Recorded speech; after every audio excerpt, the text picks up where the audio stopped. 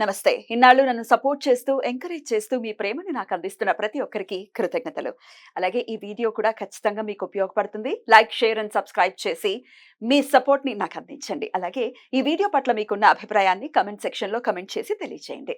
ఇప్పుడు వీడియోని చూద్దాం. ఓం శ్రీ గణేశాయ నమః. ఓం శ్రీ విష్ణురూపాయ నమఃశివాయ. నమస్కారం అండి. 2024 ఆగస్టు మాసంలో ద్వాదశ రాశి వాళ్ళ మాస ఫలితాలు ఎలా ఉన్నాయో తెలుసుకుందాం. దానికన్నా ముందు ఎవరైతే ఈ వీడియోని చూస్తున్నారో లైక్ చేయండి, షేర్ చేయండి, సబ్స్క్రైబ్ చేసుకోండి. మరియు ఈ వీడియో గురించి మీ అభిప్రాయాలని కామెంట్ రూపంలో పెట్టడానికి ప్రయత్నం చేయండి. ఇక్కడ ప్రేక్షకులకి ఒక 2 గ్రహాల కారకత్వాల గురించి నేను ఎక్స్ప్లెయిన్ చేస్తాను. ఇక్కడ ముఖ్యంగా ఏ గ్రహమైనా బలహీనపడినప్పుడు హోమాలు లేదా వాటికి సంబంధించిన జమ్స్టోనే కాదండి, ప్రకృతికి సంబంధించిన పరిహారాలు కూడా ఉన్నాయి. సమాజానికి సంబంధించే పరిహారాలు కూడా మనం చేసుకోవచ్చు. వాటిని పాటిస్తూ వెళ్ళాలి.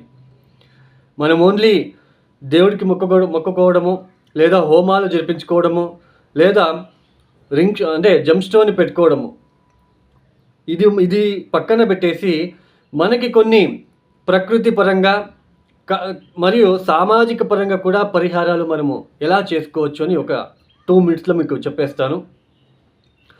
ఇక్కడ చూడండి, గ్రహ కారకత్వాలలో మనం ఏ గ్రహ కారకత్వాలకు ఇబ్బంది పెట్టినా ఆ గ్రహం బలహీనపడుతూ వెళ్తుంది.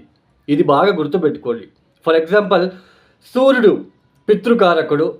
తర్వాత ముఖ్యంగా గవర్నమెంట్ రిలేటెడ్ జాబ్స్కి మంచి పెద్ద పదవీలు మనకి రావాలంటే సూర్యుడు చాలా ప్రముఖమైన పాత్ర వహిస్తారు. తర్వాత దేవతా కార్యాలకి ఇబ్బంది పెట్టినట్లు కనుక అయితే, తండ్రి సమానాల వ్యక్తులకి అవమానించినట్లు కనుక అయితే సూర్యుడు బలహీనపడుతూ వెళ్తాడు. సో సూర్యుడికి మనము సూర్యుడు బలిష్టంగా ఉండాలి, సూర్యుడు మన జాతకంలో బాగుండాలి అని మీరు కోరుకున్నట్లు కనుక అయితే ఇన్కమ్ ట్యాక్స్ని కరెక్ట్గా పే చేయడానికి ప్రయత్నం చేయండి. ఇది మీరు బాగా గుర్తుపెట్టుకోండి. ఇన్కమ్ ట్యాక్స్లని బాగా అప్పటికప్పుడే మీరు పే చేసుకుంటూ వెళ్ళండి. గవర్నమెంట్కి మోసాలు చేయవద్దు. తర్వాత పితృకార్యాలను సరిగ్గా జరుపుకోవడానికి ప్రయత్నాలు చేసుకోండి. తర్వాత పితృ సమానులకి మీరు దయచేసి వాళ్ళకి రెస్పెక్ట్ ఇవ్వండి. తర్వాత ముఖ్యంగా గవర్నమెంట్ రిలేటెడ్ ప్రాపర్టీస్ని మన ప్రాపర్టీస్ లాగా చూసుకోవడం ద్వారా కూడా సూర్యుడు మనకి ఫేవరబుల్గా మనకి పాత్ర వహిస్తాడు అని చెప్పుకోవచ్చు. ఇకపోతే బుధ గ్రహ కారకత్వాలు ఏంటి?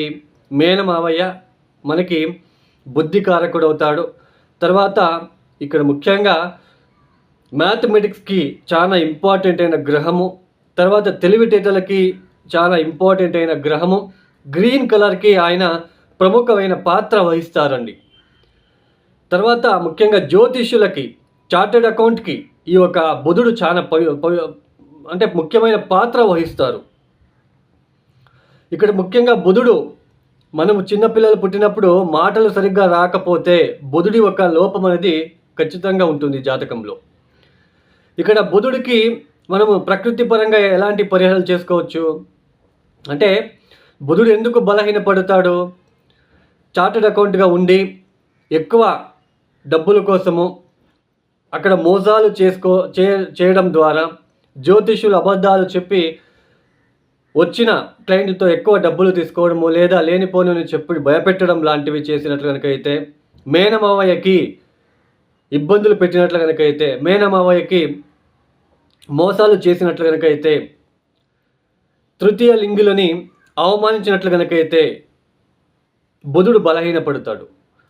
సో బుధుడు మన జాతకంలో బాగుండాలి, ఇబ్బంది రాకుండా బుధుడిని ఎలా మనము ఫేవరబుల్గా చేసుకోవచ్చు అంటే, మొక్కలని నాటండి, చెట్లని నాటండి. ఎన్ని చెట్లు మీరు నాటి పోషిస్తారో అంత మీకు బుధుడి యొక్క నెగిటివ్ తగ్గిపోతూ ఉంటుంది. తృతీయ లింగులని అవమానించకుండా మీకు తగిన సహాయం చేయకపోయినా పర్లేదు, వాళ్ళని అవమానించకండి, చిన్న చూపు చూడకండి. అప్పుడు మీకు బుధుడు చాలా బలిష్టంగా మీకు అవుతాడు.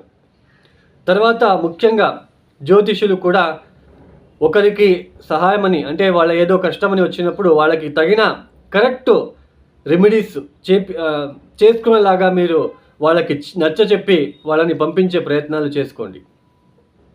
చంద్రుడు మన జాతకంలో బలహీనంగా ఎందుకు అవుతాడు?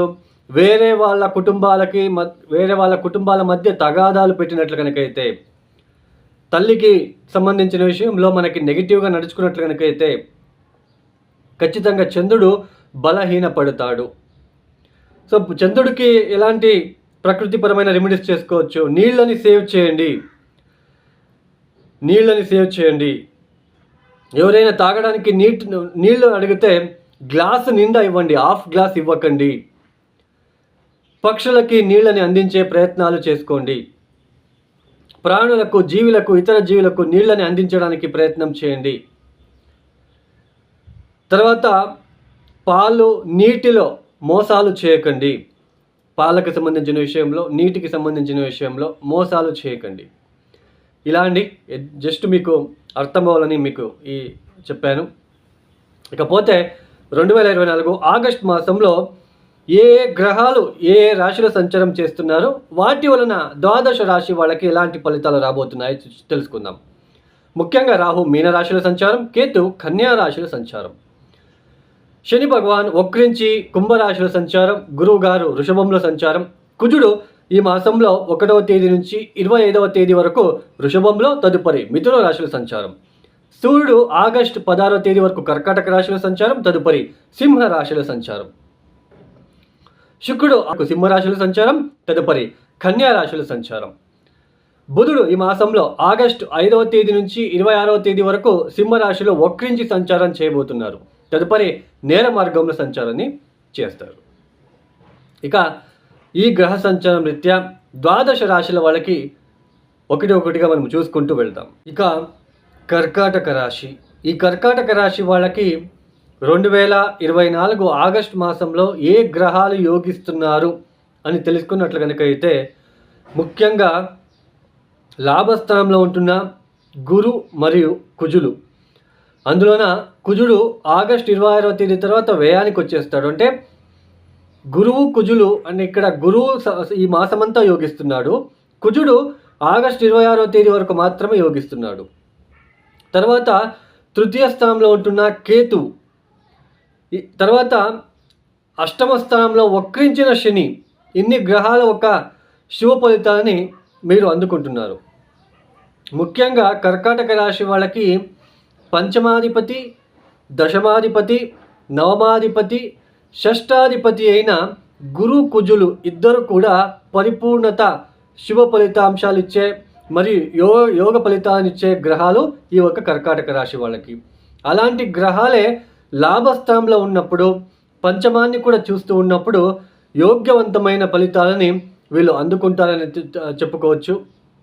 ముఖ్యంగా సంతానం విషయంలో అభివృద్ధి, ఇంట్లోన పెళ్లి కాని వాళ్ళకి పెళ్లి అయ్యే సూచనలు కావచ్చు, వ్యాపార క్షేత్రంలో విశేషమైన అభివృద్ధి రావడము, ఉద్యోగంలో పదవి లభించడము, తర్వాత ఇంక్రిమెంట్లు వచ్చే అవకాశాలు, ఇక్కడ సంతానం కాని వాళ్ళకి సంతానం అయ్యే సూచనలు, ఇలాంటి మంచి శుభ ఫలితాంశాలు మీకు అందబోతున్నాయని తెలుసుకోవచ్చు. అయితే మీ జన్మజాతకంలో గనక కుజుడు గురువు బలహీనపడి చెడు గ్రహాల ఒక దశాభుక్తి జరుగుతున్నట్లు కనుక అయితే ఈ ఫలితాలు కాస్త పూర్తిగా అందుకోలేరు. తర్వాత ఇక్కడ ముఖ్యంగా ఇక్కడ కొన్ని గ్రహాలు అంటే ఏదైతే ఉందో ఈ ఒక అష్టమ స్థానంలో ఉంటున్న వక్రించిన శని వలన కాస్త పీస్ అనేది కలుగుతుంది. అంటే శాంతి మా మనసుకి సంతోషం లాంటిది. ఎన్ని రోజులు గత కాలంలో ఉంటున్న ఈ వైవాహిక జీవితంలో ఉంటున్న చిన్నపాటి ఇబ్బందుల వల్ల ఏదైతే సతమతమయ్యారో అవన్నీ తగ్గుముఖమయ్యే సూచనలు ఉంటాయి. తర్వాత ఇక్కడ ముఖ్యంగా ఈ ఒక పీరియడ్ ఏదైతే ఉందో శుక్రుడు కూడా ద్వితీయ స్థానంలో రావడం అనేది మంచి భోజనాలు చేయడానికి అవకాశాలు ఉంటాయి. తర్వాత ప్రయాణాలు ఎక్కువగా చేయవలసిన ఒక ప్రమేయము, తీర్థక్షేత్రాలు, ఎక్కువ టెంపుల్కి వెళ్ళడం లాంటివి, ఇలాంటి మంచి ఒక హ్యాపీనెస్గా సాగే కాలమని చెప్పుకోవచ్చు. అయితే ఆగస్ట్ 25వ తేదీ తర్వాత శుక్రుడు నీచ స్థానానికి వెళ్ళిపోతాడు, కేతువుతో కలవబోతున్నాడు. కాస్త ఇక్కడ కొద్దిగా స్త్రీలతో కొద్దిగా మనస్పర్ధలు రావడానికి ఇక్కడ అవకాశాలు ఉంటాయని చెప్పుకోవచ్చు. అయినా ఇలాంటి చిన్న చిన్న ఇబ్బందులు ఉన్నప్పటికీ గురుబలం అనేది మిమ్మల్ని సేవ్ చేస్తుంది. మొత్తానికి కర్కాటక రాశి వాళ్ళకి పెద్దగా మేజర్గా డిస్టర్బెన్సెస్ అయితే ఇక్కడ కనిపించడం లేదు. అలా మీది కర్కాటక రాశి అయ్యి మేజర్గా డిస్టర్బెన్సెస్ మీరు ఫేస్ చేస్తున్నారు అంటే చెడు గ్రహాల దశాభుక్తులు కనుక మీకు జరుగుతున్నట్లయితే మాత్రం అలాంటి సిచ్యుయేషన్ని మీరు ఫేస్ చేస్తున్నారని అర్థం. ఈ కర్కాటక రాశి వాళ్ళు తప్పనిసరిగా కాలభైరవేశ్వరుడికి పాలతో అభిషేకాలు చేయించుకోవడానికి ప్రయత్నం చేయండి.